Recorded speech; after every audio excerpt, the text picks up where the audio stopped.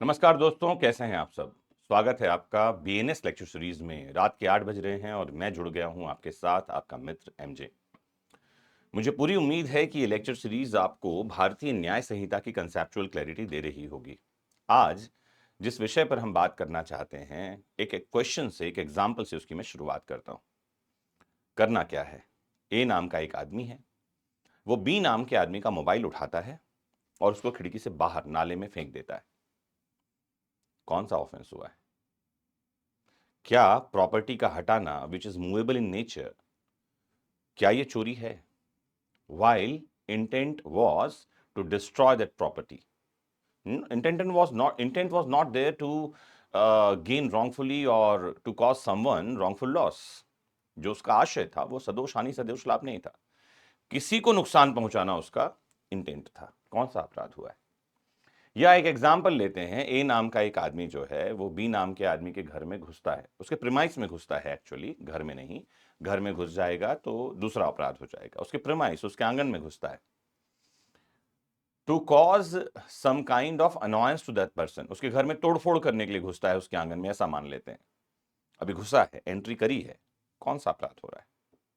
दो तरह के ऑफेंसेस के बारे में जानकारी लेकर आप अपनी कंसेप्चुअल क्लैरिटी को बरकरार रख सकते हैं।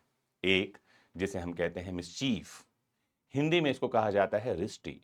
आम बोलचाल का शब्द है शरारत। मेरे पास इसके लिए बड़ा अच्छा शब्द है जो आपको लॉ की बुक्स में नहीं मिलता, वो है संपत्ति को नुकसान, प्रॉपर्टी को डैमेज करना। आपने देखा होगा पुराने समय में रेलवे में और जगह जगह लिख दिया जाता था, सरकारी संपत्ति आपकी अपनी संपत्ति है, government property, public property is your own. लोग अपने घर ले जाने लगे निकाल करके अपने साथ। फिर सरकार को क्या करना पड़ा, ये बात तो हर जगह से मिटा दी सरकार ने, गवर्नमेंट ने जगह जगह से ये बात लिखी हुई मिटा दी कि सरकारी संपत्ति आपकी अपनी है। और तो और क्या कर दिया पता है, वो चेन में लोटे को भी ट्रेन से बांध दिया। तो मैंने पढ़ा एक बार, एक मजाक की, एक व्यक्ति ने ट्वीट किया रेलवे मिनिस्टर को और कहा कि माई बाप, जो रेलवे में जो ट्रेन कंपार्टमेंट्स हैं उनमें जो टॉयलेट्स हैं उसमें जो आपने लोटे को चेन से बांध दिया है, थोड़ी उसकी लंबाई बढ़ा दीजिए चेन की। रिप्लाई आया रेलवे डिपार्टमेंट से, भैया चेन से लोटा बंधा है, तुम थोड़ी ना बंधे हो सर को। आइए शुरू करते हैं इस जोक से आज के लेक्चर का।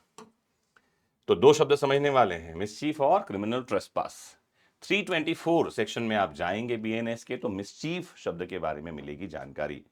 मैंने बताया आम बोलचाल का शब्द है शरारत, लीगल लैंग्वेज है रिष्टी, और बढ़िया शब्द मैं दे रहा हूं वो है damage to property, damage cause to property, संपत्ति को नुकसान पहुंचाना। This is the actual word जो यहां पर यूज किया जाना चाहिए। तो क्या है डेफिनेशन? कहा जाता है अ पर्सन कमिट्स मिसचीफ, कब कहते हैं कि वो मिसचीफ कर रहा है? When he causes destruction of property, जब वो संपत्ति को नुकसान पहुंचाता है, और कॉजेस चेंज इन प्रॉपर्टी और इट्स सिचुएशन, संपत्ति की स्थिति को बदल देता है, परिवर्तित करता है। कैसा? विच डिमिनिशेस इट वैल्यू, ध्यान रखना है, विद इंटेंट और knowledge to cause wrongful loss और डैमेज टू पब्लिक और एनी पर्सन। ये जो चेंज है सिचुएशन में, ये जो प्रॉपर्टी में चेंज है, ध्यान रखना है, it must diminish the value, उसकी मूल्य को ह्रास करे, मूल्य को कम करने वाला जरूरी है, अदरवाइज मिसचीफ नहीं कहलाएगा। वैल्यू बढ़ जाएगी तो मिसचीफ कैसे हुआ? एक्चुअल डैमेज और diminution of value is essential, संपत्ति को नुकसान पहुंचना चाहिए, वैल्यू डिमिनिश होनी चाहिए, जरूरी है। अगर नहीं हुआ है, हम नहीं कहेंगे कि मिसचीफ हुआ है। फिर वो अटेम्प्ट टू कॉज मिसचीफ हो सकता है, रिष्टी का प्रयत्न हो सकता है। ध्यान रखिए, एग्जाम्पल देखिए, A breaks B's car windshield intentionally to cause loss. A जो है बी के कार के विंडशील्ड पर पत्थर फेंक देता है सो दैट उसको नुकसान पहुंचे, मिसचीफ है ये। इतनी आसान सी तो बात है। क्लियर है आपको? कोई कंफ्यूजन तो नहीं है? अगर यहां तक की बात क्लियर हो गई हो तो एक कुरियन हार्ट, ठेंगा, दिल, कुछ भी छोड़ दो और बता दो कि आपको बात समझ में आ रही है। साथ ही आप ये भी लिख सकते हैं कि कोई टॉपिक और आप मुझसे पढ़ना समझना चाहते हैं किसी विषय में, या बीएनएस के ही किसी कंसेप्चुअल क्लैरिटी को आप पाना चाहते हैं, हासिल करना चाहते हैं, तो लिखिए। आइए अगले शब्द पर ले चलो। ये है क्रिमिनल ट्रेसपास, इसे कहते हैं आपराधिक अतिचार। अत्याचार नहीं है ना, अतिचार। ये लीगल लैंग्वेज में ऐसे ही शब्द हैं भैया, ये टिपिकल शब्द तो आपको देखना जानना है ही है। आपको जानना ही है, और क्या जानना है आपको, ध्यान से समझना है इस बात को कि आपको सही और सस्ते शब्द भी समझते रहना है। अतिचार जो शब्द है, इसके लिए इंग्लिश में एक बहुत अच्छा शब्द मेरे पास में है, वो है अनऑथराइज्ड एक्सेस। किसी प्रॉपर्टी में अनाधिकृत प्रवेश, ट्रेसपास को मुझे लगता है अच्छा शब्द यूज करना चाहिए हिंदी में। अनाधिकृत प्रवेश मतलब जहां आपको जाने का राइट नहीं है, वहां जबरदस्ती घुस गए हैं। दिस इज ऑल अबाउट अतिचार। और ये क्रिमिनल कब हो जाता है? When the action actor serious was supported with the main Syria, the guilty mind, the criminal intent. क्या है कहानी, देखिए। कब कहा जाता है कोई क्रिमिनल ट्रेसपास कर रहा है? पहला, ही एंटर्स इनटू और अपॉन प्रॉपर्टी, किसी संपत्ति में कोई प्रवेश करता है। इन पोजेशन ऑफ अनदर, ये प्रॉपर्टी किसी और के पोजेशन में है। With intent to commit an offence, जो प्रवेश कर रहा है, घुस रहा है, उसका आशय है कोई अपराध करे। टू इंटिमिडेट, किसी को डराना धमकाना। टू इंसल्ट, किसी का अपमान करना। टू अनॉय, क्षोभकारित करना। किसको? The person who is the possessor of the property, वो व्यक्ति जो संपत्ति का कब्जाधारी है, उस व्यक्ति को ऐसा कुछ करना या करने का इंटेंट जो है एसेंशियल है। Damage is not necessary. Criminal trespass में डैमेज यानी कि नुकसान का होना जरूरी नहीं है, केवल इतना सा काम कर देना इज मोर देन सफिशिएंट। तो अगर आपको समझ में आ गया है क्रिमिनल ट्रेसपास क्या है तो एक थम्स अप दे दीजिए। चलो मैं आगे, इतनी बात समझ में आ गई है तो सेक्शन आपको देखना है 329। तो एक इसका एग्जाम्पल क्या है? ए एंटर्स इनटू बीज हाउस। हाउस में नहीं घुसना है ना, हाउस में घुस जाएगा तो यही हाउस ट्रेसपास हो जाएगा। तो ध्यान रखना है कि every house trespass includes a criminal trespass. प्रत्येक गृह अत्याचार में आपराधिक अत्याचार होता है। तो ये जो एग्जाम्पल है ये क्रिमिनल ट्रेसपास का तो एग्जाम्पल है ही है, ये हाउस ट्रेसपास का भी एग्जाम्पल है। इसलिए मैं आपको समझा रहा हूं, ध्यान से समझना। जैसे कि एग्जाम्पल के लिए मैंने आपको पहले बताया था कि ए जो है बी को स्लैप करता है, अजॉल्ट करता है। तो स्लैप करना अजॉल्ट है, लेकिन उसमें एक चीज और जुड़ गई है। क्या? क्रिमिनल फोर्स भी यूज हो गया है। तो हर क्रिमिनल फोर्स में अजॉल्ट रहता ही है, हर हर्ट में क्रिमिनल फोर्स होता ही है। ऐसी वाली बात है कि हर हाउस ट्रेसपास पहले क्रिमिनल ट्रेसपास होता है। पहले व्यक्ति आंगन में घुसेगा, फिर घर में घुसेगा। तो अनऑथराइज्ड एक्सेस है, और क्यों घुसा है? उसको डराने धमकाने के लिए, ये क्रिमिनल ट्रेसपास है। Even know damage is cause, कोई डैमेज अभी हुआ नहीं है, कोई क्षति, कोई हानि नहीं हुई है, उसके बावजूद the offense of criminal trespass has been committed by the person who is known as intruder। क्या डिफरेंस है? की डिफरेंस देखिए। मिसचीफ में प्रॉपर्टी को डैमेज होना है, संपत्ति को नुकसान जरूरी है।